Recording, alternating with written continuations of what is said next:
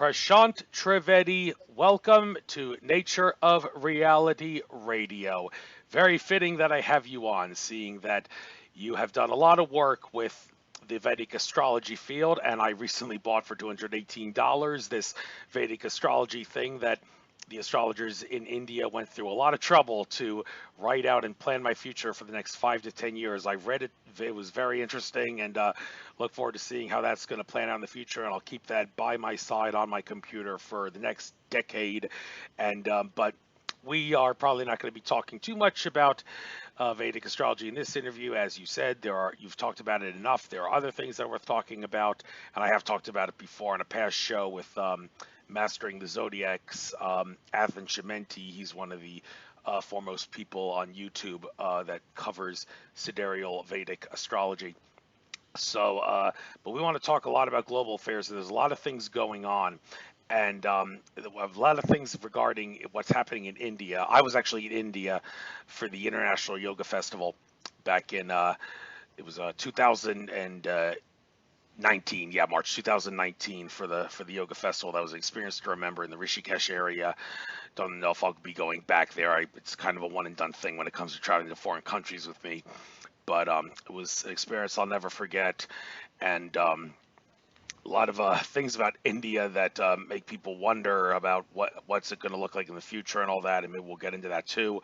But just before I give you the chance to come on and speak everything you want to say about yourself, I just want a couple things that I need to make clear to my listeners. I just had one of my video interviews, the one with Jim Willie, kicked off YouTube because of ridiculous censorship reasons, and I have a strike on me. They're obviously coming down hard, so everybody have me in your prayers and hope that this doesn't come down hard on me again. And I encourage all my listeners, please listen to my interviews on Cost.tv when I upload them. After I upload them to YouTube, I upload them to Cost.tv, and I will post a link there after they're on Cost.tv for people to watch. That's how I can monetize on the blockchain, because I can't monetize on YouTube. I don't think they're going to let me do that. So now that I've gotten that quick thing out of the way, Prashant, now you've got your chance to introduce yourself. Tell us what you experienced that causes you to do the stuff that you do, your life story, primary source perspective, and then why don't you get into the global affairs that you feel are worth discussing at this present time, and maybe get into the future of planet Earth and what you see happening and all the rest of it. And I'll keep my little notepad handy here, jot down anything I hear that's important, and I'll shut up and put myself on mute. Okay, Andrew. Yes. The thing is, like when you mentioned the word Vedic, like that's a key word here. So if people want to know what my background is, that word, that term sort of covers it. And Vedic astrology, like you mentioned, that is one of the aspects of Vedic. Like that's why it's called Vedic astrology. So my background is pretty much Vedic. And when you mention India, so now the thing with India is that India of right now is not aligned with the Vedic way. So if India has to have a better future in the future, like then it has to realign with the Vedic thing, because to me the Vedic thing is not just a way of like living, in a way where you evolve yourself. It is a holistic thing where you come to know about the workings of the multiverse and why we are here, what are we doing on this plane. There's questions which everyone has, everyone has these questions. Who are we? Why are we here? What are we doing here? What are we supposed to do? And all these kind of questions get answered. Vedic astrology is like a important part of it, but there's more to it than just Vedic astrology. And like you mentioned, you got your report. And the thing is, I would like to say in that regard is that right now a lot of collective events are happening around the world. And it's a Vedic astrology principle, it's a Jyotish principle only, that collective events take precedence over individual charts. So what that means is, like, if, for example, if a war is happening or something, some natural calamity is happening, the individual chart really does not work. So whatever is supposed to show is not going to show like in that way, unless it is something very, very strong. Mostly the collective current sweeps most of the individual charts. So like the collective situation right now in the world is what matters more, So if there's anything you would like to me to focus on that, you can ask me like what collective thing we can start with or talk with. Well, okay. Well, Yeah. regarding how things have been going in, I'd like to ask about the connection possibly between this dreaded virus and how it's affected people in India. I've heard contradictory things of sorts. Like I've heard reports that the virus that's shutting down civilization to a great degree around the world for reasons that are not probably what we're led to believe are the appropriate reasons. Yes. Um, they're and how it's affecting the people in India. Is it like really prominent in India or not prominent? Because I could have sworn I heard something about how 5G technology is actually used to exacerbate the virus, and Yes. India has virtually no 5G technology in it. Yes. So how could it possibly be spreading the virus that's shutting down civilization right now if Yeah. the 5G technology is said to exacerbate it? Can you maybe Yeah. make sense of this? I'm a little confused. Yes. Yes, Andrew. Yes, Andrew. The thing with this is that, like, my views on the virus are from the Vedic perspective. Again, I'll go into the Vedic perspective, and in the Vedic thing, there's a system called Ayurveda, which I don't know if you're aware of it, but it's a system of like medicine and healing, and this system says that basically there are no viruses as per the system, you know, so at all there's no such thing as a virus. So whatever diseases beings have, it's based on their own constitution and imbalances in their constitution.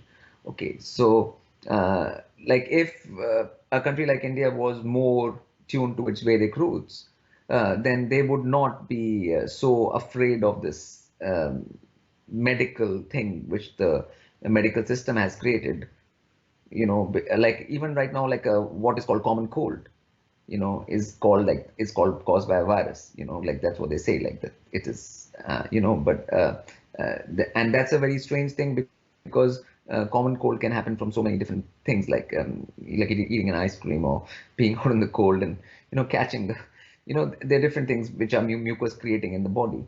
So I mean, it's a very strange thing to put everything down to a virus, when it's one's own lifestyle, way of living, and different kind of things, and like mobile phones or 5G or 4G or 3G or different kind of microwaves or different kind of things which affect us, like external conditions which we live in right now, they have their cumulative effects, obviously. But to put all of that under a name of virus is a very strange thing which has happened. And I think it's happened because people over the last 100, 200 years, 100 years at least, have put too much faith in the medical system, the Western allopathic medical system. Okay, so that's why we see this situation. So now, if whatever doctors say is like the word of God, basically, so now that word of God is coming down hard upon everywhere in the world because if the doctors say so, that's what it is, and that's what's happening around the world. And in according to the Vedic wisdom, uh, like there is no such thing as a virus, and it's a very strange thing for people, listeners in the West, when I say that, and because because the current virus thing came from a thing called germ theory, you know, and that was a theory, again, not a fact, but over the last 100 years, it has been presented as a fact, and with this ridiculousness, things have gone so ridiculous over time, that there's been no chance of people to actually look into these things, that because in the textbooks they tell you like, oh, viruses are on the verge of living and non-living. They're neither living, they're neither non-living. There are all kinds of tales and stories woven about these things, which no one can see actually, like really, you know. Right now, this particular thing also has a photograph which is like a CGI. It's not an actual photograph, and it is just this image which has been bombarded to people, and people are just cowering in fear because doctors say so. But I think more people are waking up around the world and realizing that things are not what they seem in this whole fiasco. Yeah. Yes, I believe the same thing. Yeah. And Regarding what could be in store for humanity in the not too distant future, I've been hearing a lot of things about how, like, up until, well, actually, let me start off by saying Bull Polney, who did an interview on the USA Watchdog YouTube channel on several occasions, has this God's New Era document that I've downloaded, and he gives prominent dates in the future of what he sees happening to America, which will certainly affect the rest of the world, seeing that America is the Roman Empire of the modern era and has caused hell for all of their countries. I absolutely loved informing people about that when I went to India, and everybody was thrilled to see that I understood what America was really all about, and I was willing to spread truth when I went to the yoga festival and whatnot. But anyhow, the September 18th, 2 days from now, he actually gives as being a very significant date involving something that's going to be happening with the American currency. And he also, well, not he, but others, including a guy interviewed from Italy, who has talked about how November, December going to be a time of great change where we could have like an economic reset of sorts. And this thing about a currency reset, it's kind of a thing that, on one hand, it seems like a good thing that it's happening because we can't be slaves to bankers that loan us money that doesn't exist and charge us interest on it. That is a perpetual ball and chain around Yes. our ascension. Um, but to keep hearing that there could be some sort of a reset and a change in society, there's a lot of people who, even if they believe that, like David Icke and Andrew Bartzis, they Yeah. downplay the idea of it happening. And I can't help but wonder if the reason they downplay it is because they feel that humans will become apathetic, lazy couch potatoes and think they don't have to work hard if there is going to be some sort of a come and save me white horse economic system that's coming in to fix everything and destroy the old system that's been enslaving humanity for eons and eons. So based on what you know and what you see in the future, I just want to quickly point out that the April 8th, 2024 eclipse that will cross America is said to be the eclipse that will signify the ending time period of the end of the Yes. Roman Empire of the modern era that is America, also coinciding with the end of the Pluto and Capricorn cycle, the end of everything in humanity's that's not in humanity's best interest is being destroyed through that. So that's a few years from now, but the end of this year, I just pointed out, said to be very prominent, and the next few years up until 2024 could be a bumpy road for America and not just the rest of the world. So from a collective consciousness standpoint, how is Yes. it going to be handled? And from an individual consciousness standpoint, can people handle this by doing their best at an individual consciousness level? But even if they try, are they still going to unfortunately bear the brunt of the collective that's falling apart to make way for the new? Right. Right. So there are a lot of points here you made. So I'll go one by one a little bit on this. And the thing with the this like as far as astrological conjunctions, like Jupiter Saturn conjunction started in Capricorn as per the sidereal system. And in 2019, I had a talk at Astrological Lodge of London, in November. And at that time, I predicted, as per Jyotish, that the next 2 years, everything will in the world will be upside down, and the whole system will undergo a reset, basically. So as far as the reset is happening, it's already started. Like 2020 is already reset, and the economies are resetting anyways now, because this is going to carry on. By next year they will have to reset it. And the thing is that this world had been run covertly by people, which were like a central organization anyways, so there were no governments per se. But now what will happen is that this covertness will become the overtness. Now it will be an overt rule in the coming years. So the masses this year have a chance to actually see that, because there are a lot of people who understand this and there are a lot of people who deny this amongst the collective. So the ones who deny it, they will get to see it openly, so they'll get a chance. So like when everyone gets to know, like, this is the situation, that this is the situation we are under, that is better than keeping your head in the sand and not seeing the situation at all. you know and I think people will be forced to see the things anymore. It won't be a matter of choice that, yeah, like last 15 years, online, since 20 years, internet has been going, all the information has come out and people had a choice. Whether you look at this thing or you don't look at this thing, whether you look at this piece of information or you don't look at this piece of information, it's your choice, you know. But the way things will happen now is that there will be no choice. You will have to face the reality. If you don't face it, it'll come to you, it'll knock on your door. Okay. So that is the thing. So which is to some people a bad thing, but from a universal standpoint, multiversal standpoint, it's a good thing, because facing reality is better than putting your head into the sand any given day.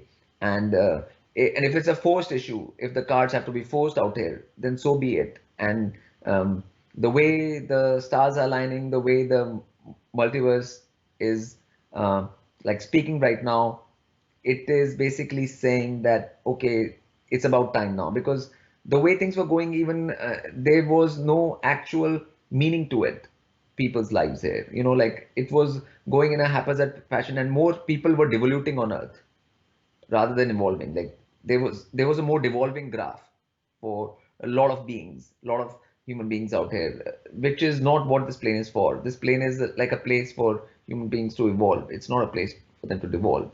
So this whole purpose of this plane itself was not being served. So then whatever happens now, and like which is either going to happen even from the side of the government, like this COVID thing, or the powers which are in control, and the natural things like natural disasters, like the elements, which is from a divine perspective, from the elemental perspective, from the perspective of what we call as the whole holy beings, in Vedic traditions and in other traditions also, they're called angels and whatever name you want to give them. So there's that particular side which will put a pressure, and then there will be a side from the matrix itself, what we call the matrix. So there'll be the matrix pressure plus the elemental pressure, all coming at the same time. So people would basically have to face the music, and the way people can actually sort of face it is by aligning with the multiversal will, which is, like in Star Wars term called the Force. You can call it the Force, you can call it divine, you can call it whatever you want to, is by aligning your individual self more with that divine.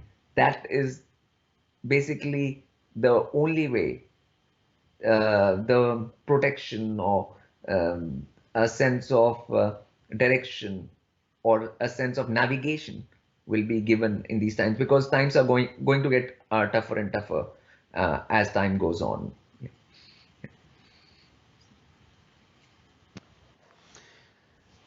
Yes, indeed. And how is well, it's okay. Before I get into some other things regarding humanity and whatnot, I looked at your sites here. Your site is lotus slash dash ocean.net, right? Yeah. LotusOcean.net. Yes. Looking at this, interesting how all the things you say that you are. You say you're Robin Hood, you're John Murdoch. You say I am Nada in They Live. That interesting how I actually rented the movie They Live Yes. off Amazon recently because a lot of synchronicities were coming up in my life saying that I should watch that. I've never seen that movie in its entirety, but it's Yes. definitely a movie that's truth under the guise of fiction regarding like aliens masquerading as humans to Yes. control our reality, to imprison us. Yes. So you see yourself as the guy who can, the one who can see, even without Yes. not needing the sunglasses.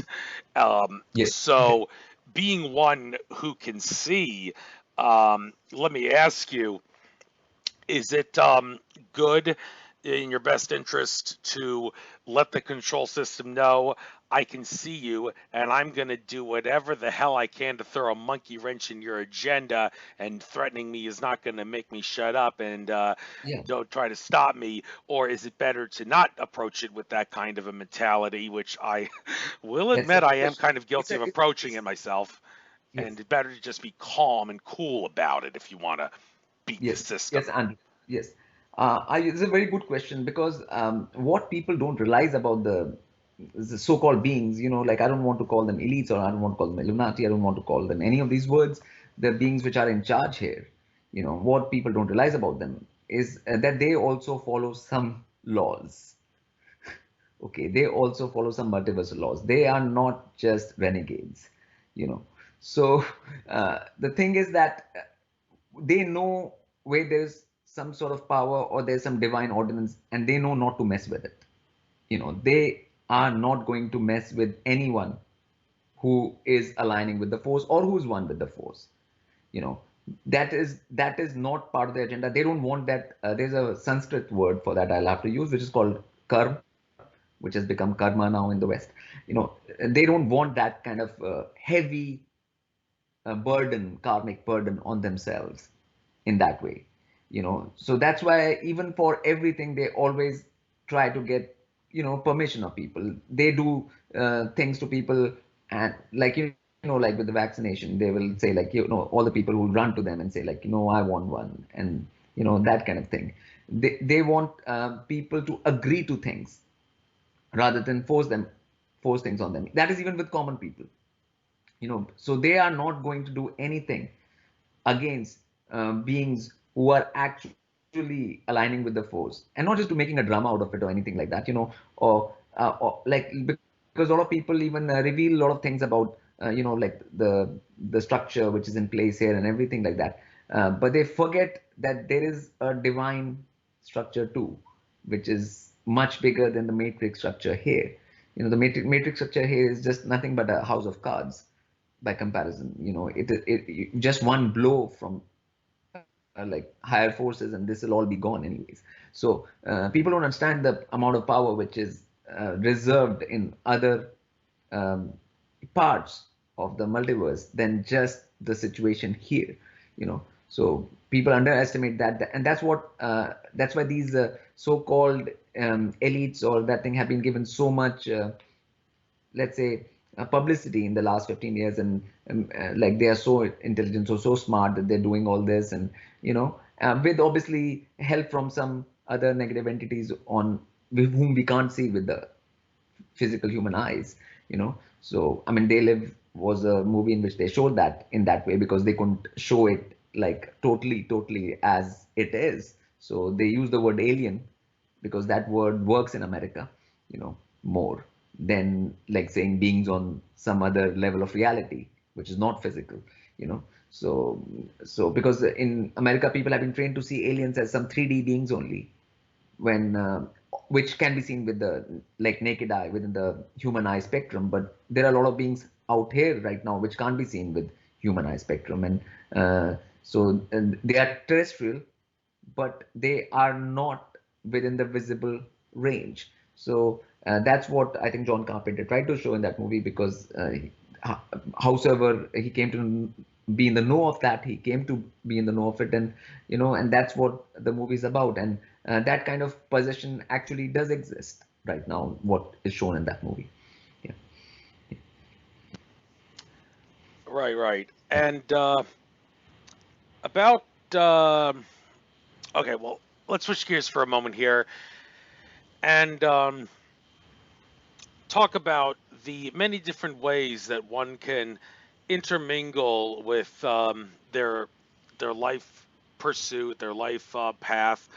And I've been getting some criticism from some of my folks saying that I'm making things a little too complicated with myself, in that I'm reading the horoscopes for tropical Western astrology, sidereal astrology, Vedic astrology, and Chinese zodiac. I'm also looking at, and numerology. I'm also looking at, and some of my folks are saying, "Why did you just stick with one and just make it go with it. And my argument with that is, well, that's kind of dull and boring. There's no fun in that. And it always is enjoyable when I think whenever you are intermingling all these different kinds of paths and ways to go through your life, these systems of numerology or astrology and whatnot, and you like maybe run across a contradiction here or there, and figure out, okay, this shouldn't be thought of as a as throwing a monkey wrench into your ability to do this in this specific horoscope. It should be looked at more of, okay, the horoscopes contradict. This horoscope can be used to deal with the problems that are brought up with the other horoscope, rather than think of it as a monkey wrench, as a glass half full, glass Yeah. half open kind of thing when you run into that. So, as someone who's been talking about Vedic astrology in the past, what do you have to say to people who try to incorporate, like I, who have tried to have a little fun with this and incorporate many different styles of numerology and astrology into my readings, just to have a little fun with it and map things out and see how things all work out with the ebb and flow of how things are supposed to be predicted and prophesized regarding my life path. Any advice for me and anyone else who does this, how to make sure I don't make things complicated for myself, and maybe what's the best way to go about doing this if I choose to do it this way? Right, Andrew.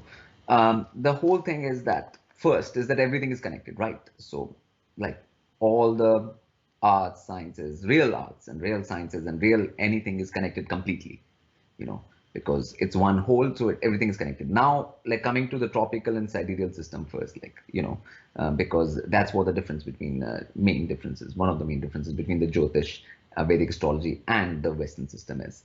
So, the thing with that is that you have to put things in context. If you are able to put things in the context and their particular context, then you will have the answer and solution, and nothing will actually like destroy like each other. Like if the waves are in a phase conjugate, then the waves don't destroy each other; they just add on to each other. For example, like the tropical system is a season-based system. Okay, so you have this like 21st March, Aries, isn't it? And then you go to like you have these cardinal signs, Libra and Capricorn. So in the in the tropical system, the cardinal signs have all the force. They take all the force. They are the main driving signs, because that's what the equinoxes and the solstices are. So it is a more season earth-based system. Sidereal, on the other hand, is like the stars you see in the sky, as you see in the sky. So right now in the sidereal system, if you're seeing Mars somewhere, like in the sky, so then that's where it's in the stars of that particular sign, and then sidereal goes as per that, what you actually see. So it's a celestial system. So one is a earth-based system and one is a celestial system, and both have their place, and both can be used, but with their own rules. The cardinal signs don't mean much in Vedic astrology at all. They're not special at all, and they don't have any extra force and power. But in the tropical, they do. So there are so this whole thing, like if you actually put it into context, then it'll make sense within that context. But if you take it out of the context and start applying into the other thing, then it will not work. Then that's when it'll get complicated, and that's when you'll have destructive interference amongst waves. In physics terms, it's called destructive interference amongst waves, and then that will not work out. But if you keep things in context, then numerology, for example, is obviously like astrology and numerology are one science itself, like you cannot separate them. Sunday is the first day and the Monday is the second day and Tuesday is the third day and Wednesday is the fourth day and Thursday fifth and Friday sixth and Saturn seventh day Sabbath. So the number 7 has to be related to Saturn. Okay, number 1 has to be related to Sun. There is just no doubt about these things. It's how the week is constructed. It's how the planets are related to the numbers, and all these things are they're just in plain sight. What would we call plain sight?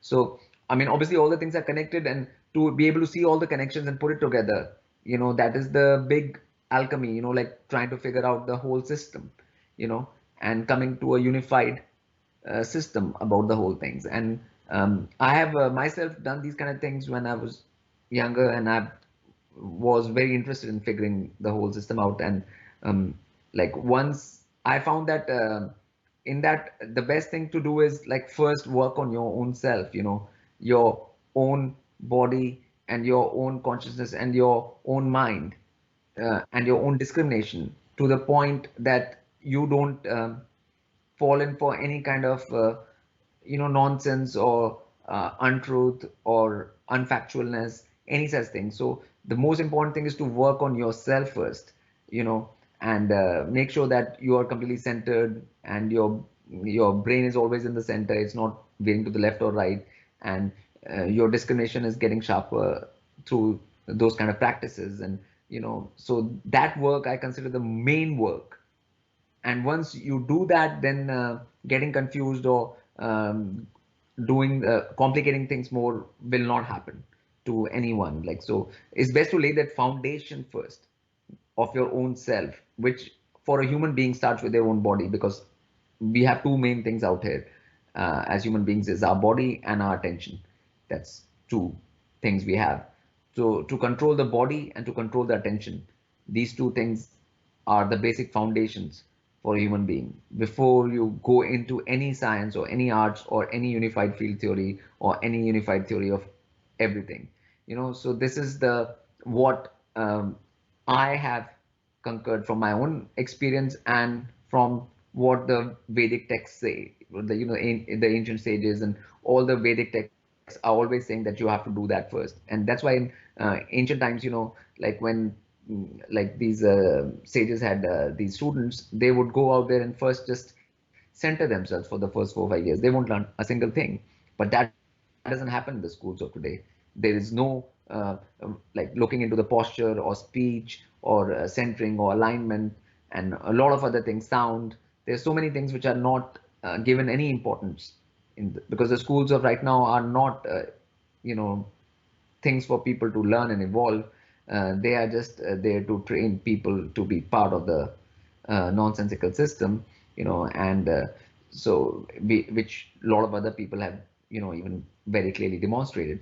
So the important thing here is to actually uh, like work on your own self, your own body and your own self first, and then the whole surroundings, this plane of existence which we are in, the mystery of it will become more simple to you rather than more confusing and complicated. So that's my take on this, Andrew. First, yeah, Yes, and one of the best ways yeah, to work on yourself and improve yourself is to be one with nature and get more in touch with the harmony of mind, body, and spirit. And one interesting contrast between India and the United States of America, it's kind of ironic. You would think that in the land of the free, as they call it, you could be free to walk barefoot into any store that you want, and you're not going to get um, bitched at for it. But I've tried it myself a few times, and there seems to be a lot of anti-hippie discrimination of no shoes, no service, and it gets shunned and whatnot. Far cry from what happens in India, where a lot of people don't have shoes, and it has been said by some that one of the key reasons why so many of the people are in India are able to be in such a good mood, even though they have been living in poverty for such a long time, is because they never wear shoes. I mean, is it really that simple, or is there something else to it? And if it really is that simple, then by God, what is wrong with all these other countries like America and also Japan for that matter? It's funny how Japan, you almost never see anybody go barefoot in Japan. Even during the summer, they walk with socks in their house, and it's like, why would don't you want to be one with nature? You're always talking about being one with nature.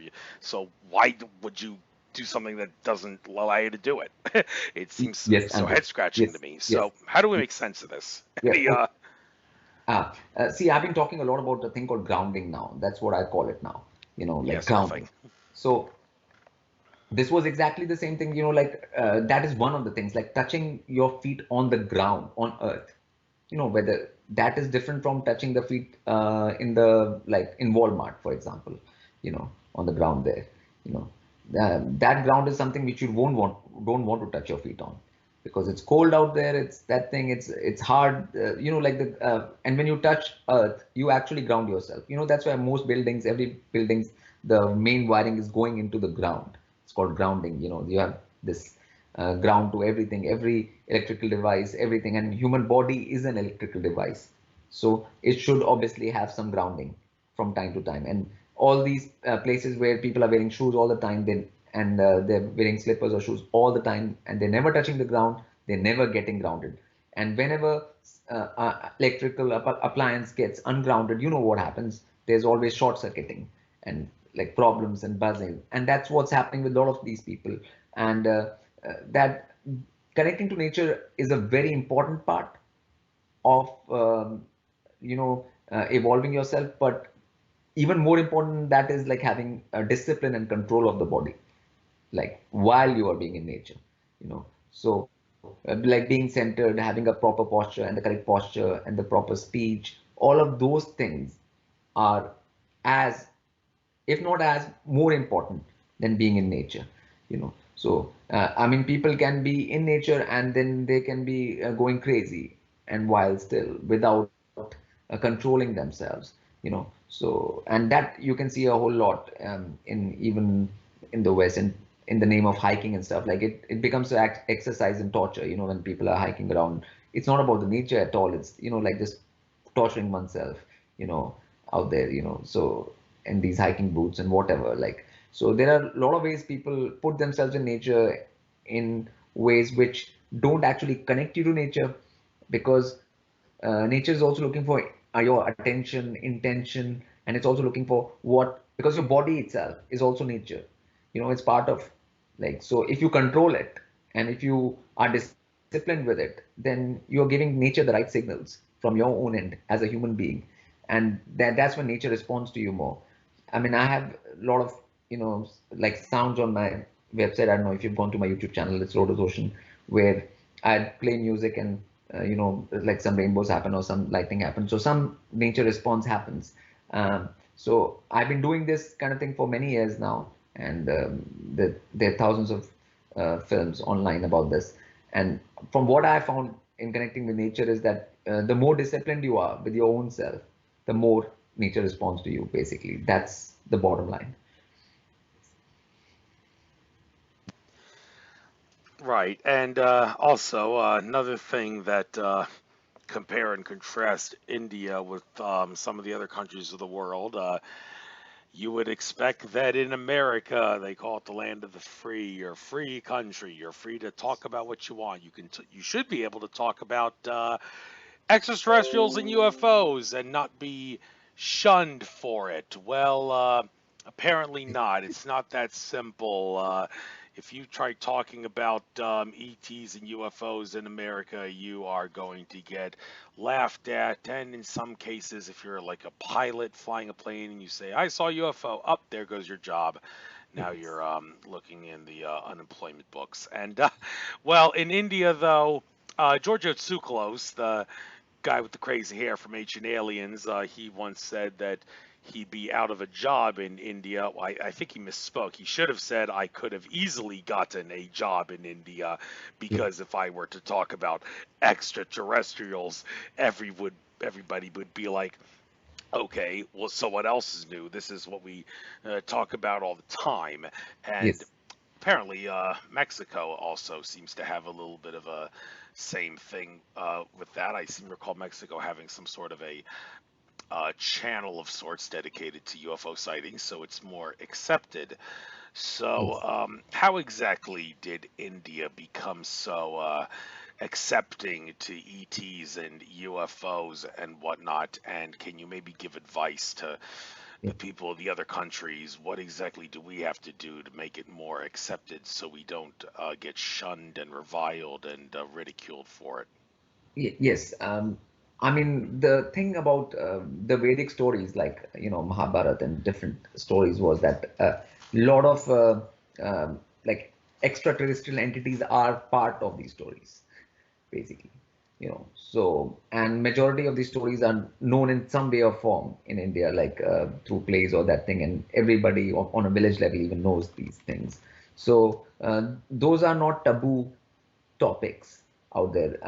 Thing in the West has been like, as a whole, not just America. Like, I mean, to call that land of free is a joke in itself, But because, I mean, obviously, like everything was very well controlled from the very beginning, in the making of this country, and the whole point is that the kind of education which was given, you know, it was not an education for actually beings to find the actual facts about this multiverse or actually evolve themselves. That's not what the education system was there for. It was just there to for people to work and produce something for the economy and for the things or for the agenda. Like it was more like a slave colony where the slaves are made to work for uh, actually some sort of agenda which they don't even know about what that agenda is.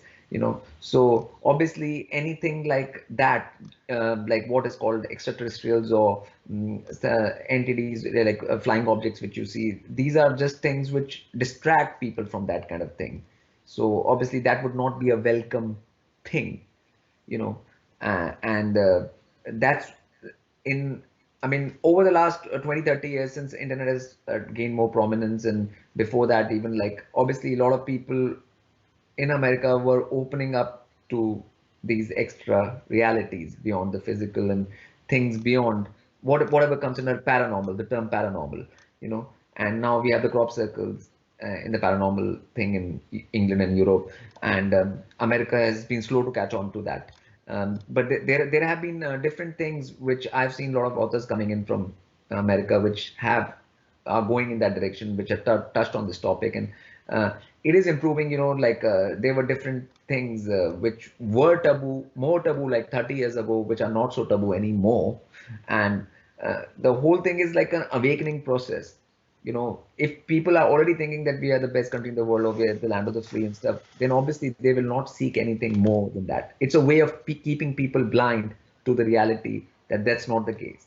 So as more people wake up and find that they are not actually so free, and in fact, in according to Vedic thing, like the human birth itself is not a very free thing. You have a fixed time here, you die, and all there is all kinds of um, uh, uh, let's say chains on you just by having this birth, on this physical plane. So like all these kind of notions have to break sooner or later, and if they are breaking right now, I see them breaking right now in America in a lot of different ways, and I think they'll just keep on breaking, and there's nothing stopping this anymore. I don't think that old structure can last. It will have to collapse.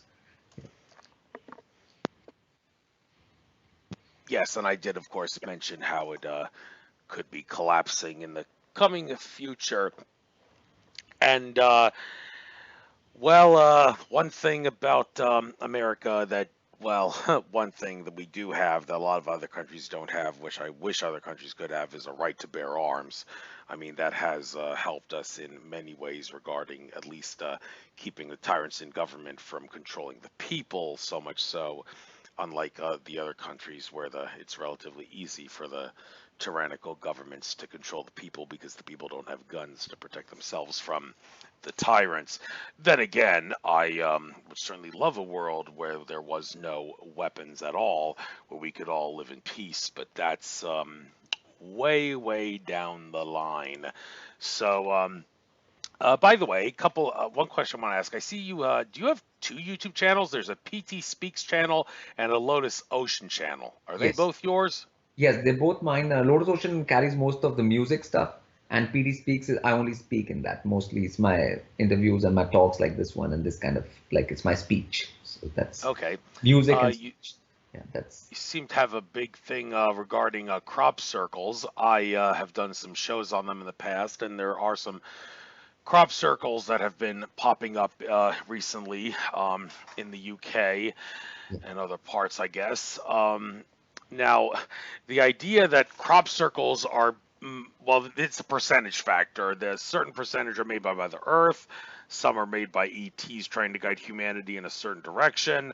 Others could be made by the military-industrial complex as a complete and total hoax using technologies. Yes. And well, the majority of them anyway, according to George Kavasilis, he said that about 70% of crop circles are being made by extraterrestrials trying to guide humanity in a particular direction. Hmm. And does that make sense to you? And if they're trying to do that, why are they doing it in a way that forces us to try to have to decode it rather than making it so in your face simple by not maybe writing words in the crop field? Why do they have to make a nice fancy message in the form of a crop circle when they can just write letters and numbers to deliver a message? Any Right, right. theories? I get your point. I get your point. Yeah. So the thing with crop circles is that I've been involved in documenting since 2007. So that is this 2020 to 13 years. So I have like playlists from 2007 to 2020, like every year, 20, 30 films are there. And so being involved that long, one thing I've realized with crop circles is that it's not about them trying to like give a certain message or anything like that. It is like a lot of times I've done certain kind of plays or certain kind of things out there in crop circles, and then crop circles have responded. Another design happens which is based on what I did that time. So there's a communication thing going on here, and the thing is that like that mark by itself, like even if it was just a circle, plain circle, means that there is something beyond physical. There is something beyond what we can see. It by itself is a message in itself, because people always like to say like, okay, like ghosts and spirits, you can't see them, so I don't believe in them, but crop circles is at least one thing which you can see, and it lasts out there, it's physical. So that's what's main beauty of this phenomena, is that in the world where a lot of people are not ready to believe in anything beyond the mundane or whatever is happening, this is like a very clear sign that there is something beyond. The clearest sign there is, and it happens every year and over again. And still, if people or the whole all the people of this plane are not paying attention to this phenomena, it is very strange, and it speaks. Uh, it is these kind of things which make it clear to beings even out there, which are responsible for the designs, is that there's something needs to be done, like some major step needs to be taken, because this population out here is not going towards anything real or sane if they can't even pay any attention to these signs. And a lot of these signs are like Vedic symbols. For example, in 2007, there was, the Om, Vedic Om symbol. It was like made in a like 1,000 yards by 1,000 yards field, like on 7th July 2007 it came. After I had done a chant of the real Om, like which is not Om, which is the sound is like AEIOUM.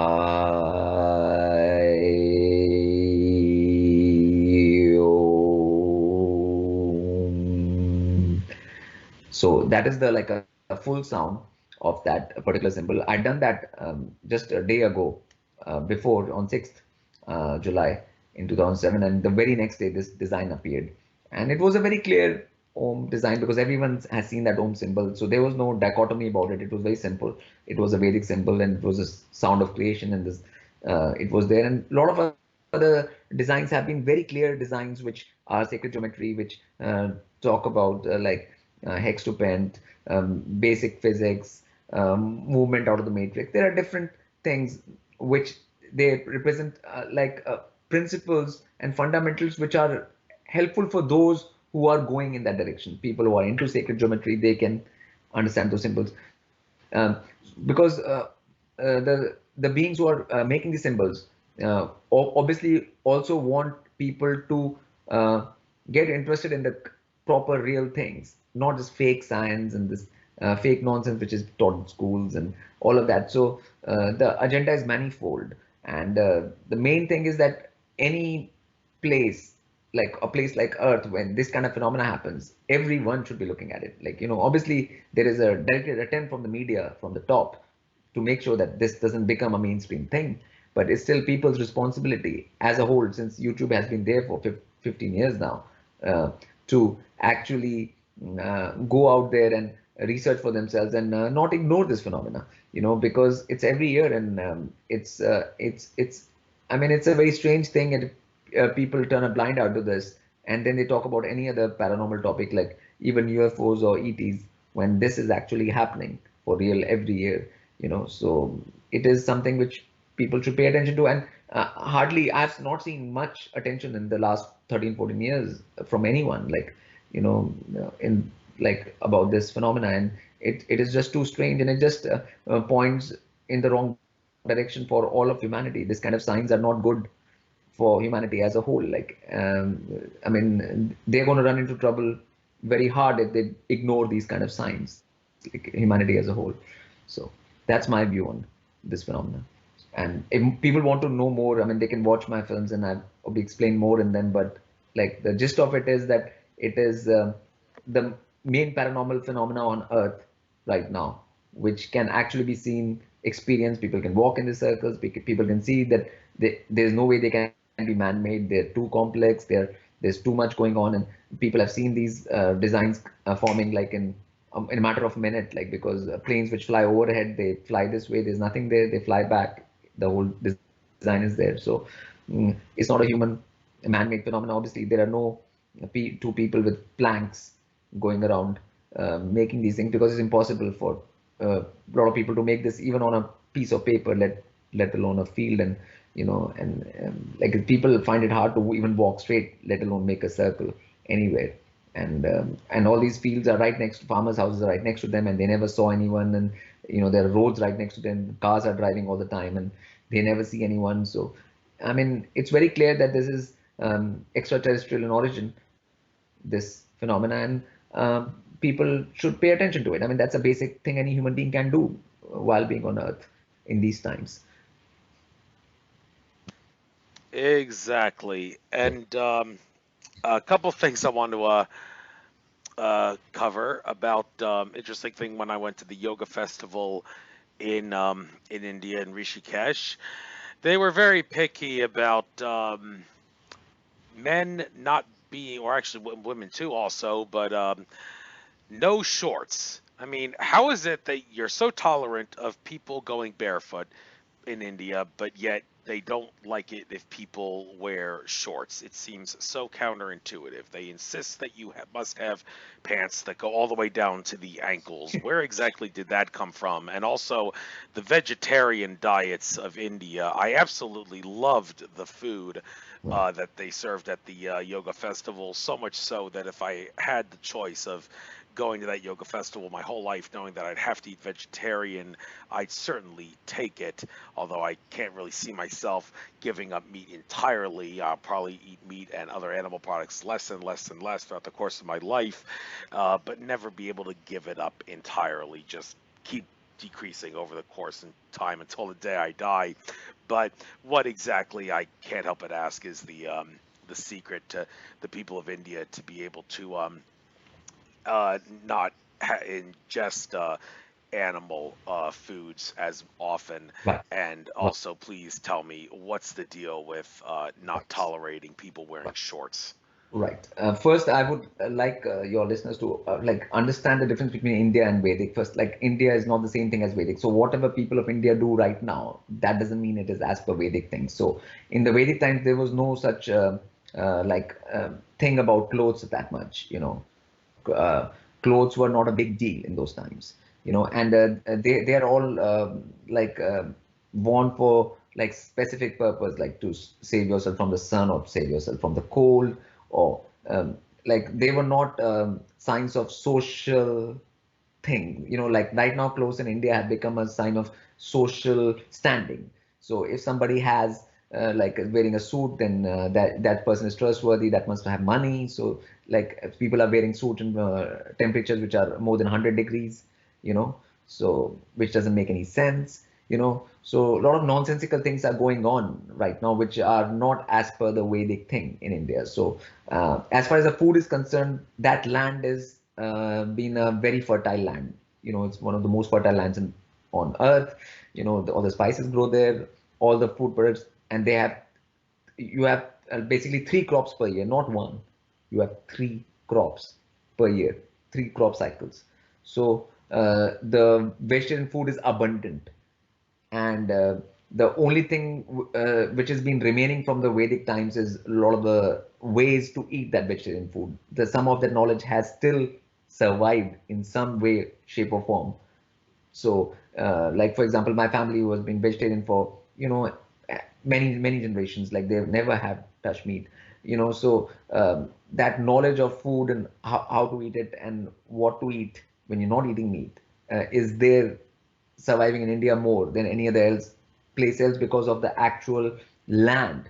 That land is too fertile and it produces everything. There is nothing which doesn't grow in India. So that is the main reason. And and even some of the foods, like right now, like in India, people are eating too much white sugar. People are eating too much other things which are not healthy. So I'm not saying that India is eating healthy completely, and whatever is coming from the West, like Coca-Cola and stuff, it gets big very quickly because people don't have that innate sense that what is right and what is wrong in terms of diet or human diet. And that is only because they have gone far away from the Vedic roots. They are not, the present day India is not functioning as per a Vedic thing. So, like, that's why, like, any kind of thing like a bikini or a shorts for them will be too much, you know. They will not be able to understand that because in India, like, more clothes means you have more money and it's a more a case of show off. You show off through clothes. It's a means of showing off. So it's a wrong kind of mentality. Like I mean, West has also had this mentality, but in India it has taken on more bigger levels over the last 50, 60 years. So I mean, it's all like media, TV, like the programming, the mind programming, and all of that, has led to this clothes becoming a sort of like a social standing parameter, and that's why this kind of thing is there. And like you're considered more civilized the more clothes you're wearing. So it has become your basis of civilization. When civilization is much more than clothes. So that's the problem. One of the problems modern India is facing. So, Thank you for pointing that out. So yeah. we've almost reached the hour.